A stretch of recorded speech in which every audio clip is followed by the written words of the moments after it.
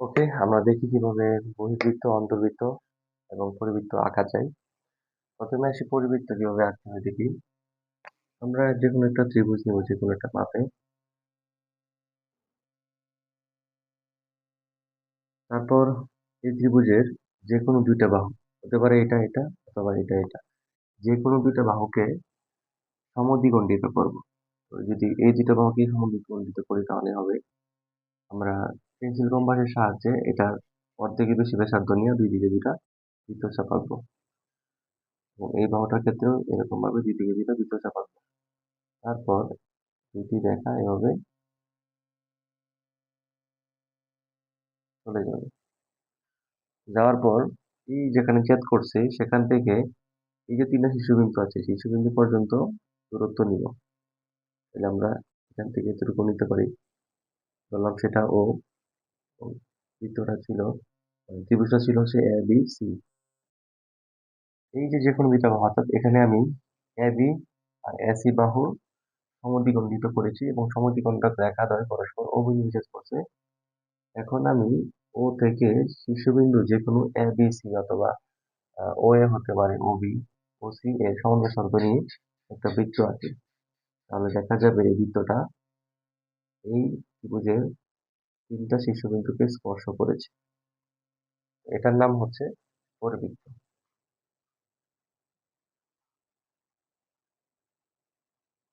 এবার চলো আমরা অন্তর্বৃত্ত আঁকা যাক।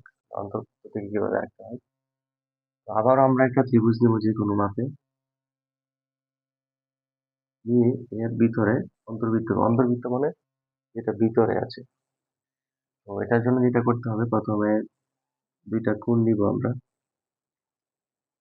তারপরে দুইটা কোণকে আমরা সমদ্বিখণ্ডিত করব।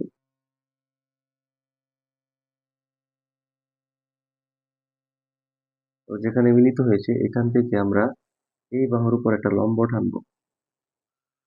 লম্ব টানলে দেখা যাবে এরকম, এরকমটাই হচ্ছে। তারপর এই যে লম্বের দূরত্ব যেটা, এই যে এটুক এটুক, যদি বলি এটা ও, এটা হচ্ছে যদি এইচ হয়, ত্রিভুজটা যদি হয় হচ্ছে এ বি সি, তাহলে ও এতে সমান ব্যাসার্ধ নিয়ে আমরা একটা বৃত্ত আঁকবো যেটা এই ত্রিভুজের তিনটা বাহুকে ভিতরে স্পর্শ করবে। এটার নাম হচ্ছে অন্তর্বৃত্ত।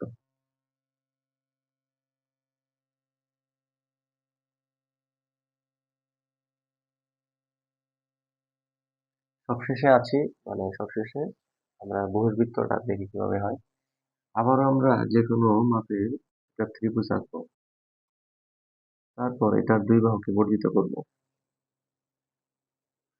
ধরলাম হচ্ছে ত্রিভুজটি A B C, A B C ত্রিভুজকে বর্ধিত করি। বি এ কে আমরা আহ, বর্ধিত করলাম এফ পর্যন্ত, এটাকে বর্ধিত করলাম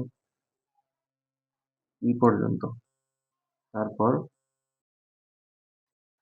এই দুইটা কোণ হবে, এখানে একটা কোণ নিলবো আমরা, এখানে একটা কোণ নিব, তবে দুইটা কোণকে দ্বিখণ্ডিত করব।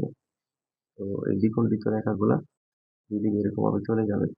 তারপর এখান থেকে আমরা এই যে দুইটা বাহুর বর্ধিত অংশ আছে, এখানে বা যে বাহুগুলো আছে, যে একটা বাহু, এটা একটা বাহু, এটা একটা বাহু, এই যে কোনো এই বাহুগুলাকে আমরা আহ, এখানে একটা লম্ব আঁকার চেষ্টা করব। এটা আঁকা যায় এভাবে, বা পেন্সিল কম্পাস নিয়ে এভাবে একটা বৃত্তচাপ দিব।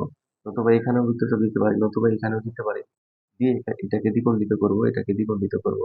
তারপর এরকমটা হবে, নতুবা এরকমটা হবে।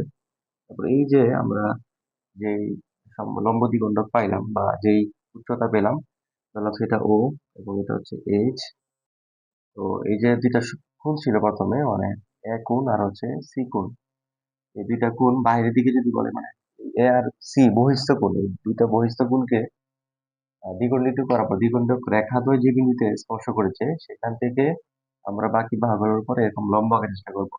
তারপর এই লম্ব যে রেখাটা আছে, এটা সমান সাধ্য নিয়ে যে বৃত্ত রাখবো, এটাও এভাবেই এই বৃত্তটাকে বাইরের দিকে স্পর্শ করবে, আর এটাকে তখন বলা হবে বহির্বৃত্ত। তো আমরা যদি ফাইনালি তিনটা জিনিস সামারি করি, তাহলে বিষয়টা যে দাঁড়াচ্ছে যে পরিবৃত্ত মানে হচ্ছে একটা ত্রিভুজের শীর্ষবিন্দুকে স্পর্শ করে যে বৃত্ত রাখা হয় সেটা হচ্ছে পরিবৃত্ত। অন্তর্বৃত্ত হচ্ছে যেটা ভিতরে স্পর্শ করে একটা ত্রিভুজের দেওয়াকে। আর বহির্বৃত্ত হচ্ছে একটা ত্রিভুজের আহ, বর্ধিত অংশে যে বৃত্তটা হয় সেটা হচ্ছে বহির্বৃত্ত। মানে প্রথমত কি করা হয় যে একটা ত্রিভুজকে দুইটা বাহুকে বর্ধিত করা হয়। বর্ধিত অংশদেরকে স্পর্শ করে তখন এটাকে এভাবে আঁকা হয়ে থাকে। তো পরিবৃত্ত, অন্তর্বৃত্ত, বহির্বৃত্ত কিভাবে আঁকবে পরীক্ষায় আসে, ৩ টা জিনিস আমরা মনে রাখি, সেটার কিছুটা ধারণা আমি দেওয়ার চেষ্টা করলাম। আশা করি তোমরা এই ভিডিওটা থেকে উপকৃত হয়েছো। উপকৃত হয়ে থাকলে আমার চ্যানেলটি সাবস্ক্রাইব করে দাও। আসসালামু আলাইকুম।